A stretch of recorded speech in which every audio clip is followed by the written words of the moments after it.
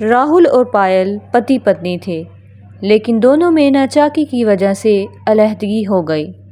पायल अपने पिताजी के पास रहने लग गई, लेकिन उसे अब राहुल की याद सताने लगी और उसे अपनी गलती का एहसास भी होने लगा, क्योंकि राहुल के घर वो सारा दिन आराम करती और यहाँ उसे सारा दिन काम करने पड़ते थे।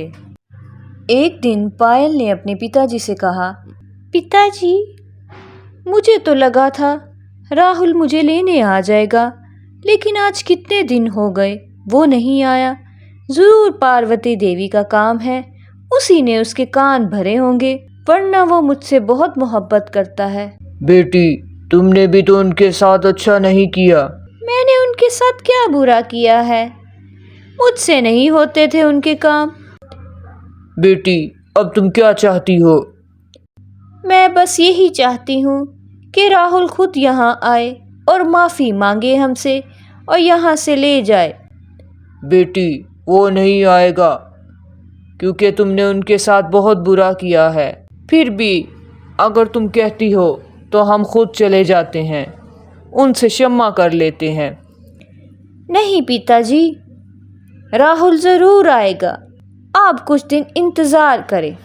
दूसरी ओर राहुल अपनी माता पार्वती जी के पास बैठा हुआ था और पार्वती कह रही थी, बेटा राहुल, तुम पायल को घर ले आओ। आज कितने दिन हो गए हैं, वो तुम्हारी पत्नी है। ठीक है, उसने गलती कर ली, लेकिन अब तुम उसे ले आओ, बस बहुत हो गया। लेकिन राहुल कहता है, माताजी, अगर आपने फिर से मुझे ऐसे करने को कहा तो मैं ये घर छोड़कर चला जाऊंगा। आप सब कुछ जानती भी हैं, फिर भी उसके बावजूद मुझे कह रही हैं कि मैं उसे ले आऊं। मैं ऐसा हरगिज़ नहीं करूंगा। तो पार्वती उससे कहती है, रुको बेटा, रुको, तुम अगर नहीं जा सकते तो मैं चली जाती हूँ, लेकिन अगर तुम मुझे ऐसा करने से रोकते हो तो फिर ऐसा करो, तुम उसे तलाक दे दो, ताकि मैं तुम्हारा कहीं और विवाह करवा दूँ। मेरे जीते जी तुम्हारा घर बस जाए। ये सुनकर राहुल हंसने लगा। दूसरी ओर कई दिन गुजर गए। जब राहुल पायल को लेने ना आया तो किसान और उसकी बेटी पायल ने पंचायत जाने का फैसला किया, क्योंकि पायल अपनी हार नहीं मानना चाहती थी। किसान और उसकी बेटी पायल पहुंच गए। थोड़ी देर में वहां राहुल और पार्वती भी पहुंच गए।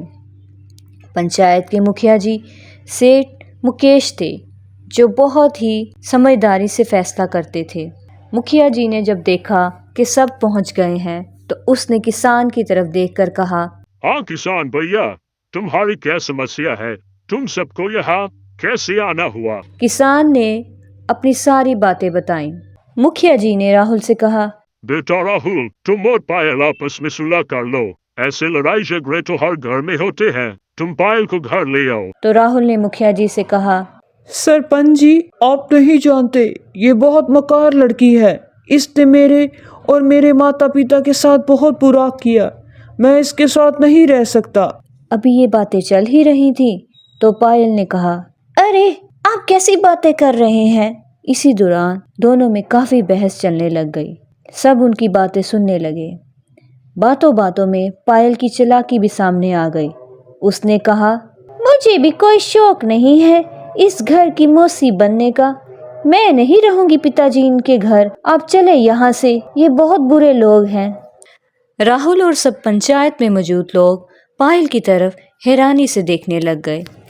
राहुल बहुत खामोश हो गया, क्योंकि वो जानता था कि पायल ये सब नाटक कर रही है। कुछ देर खामोश रहने के बाद राहुल अचानक बोलता है, मुखिया जी, मैं आपसे कुछ कहना चाहता हूँ। मैं अब पायल के साथ नहीं रहना चाहता। मैंने तलाक के पेपर्स तैयार करवा लिए हैं। वो कुछ ही दिनों में पायल को मिल जाएंगे।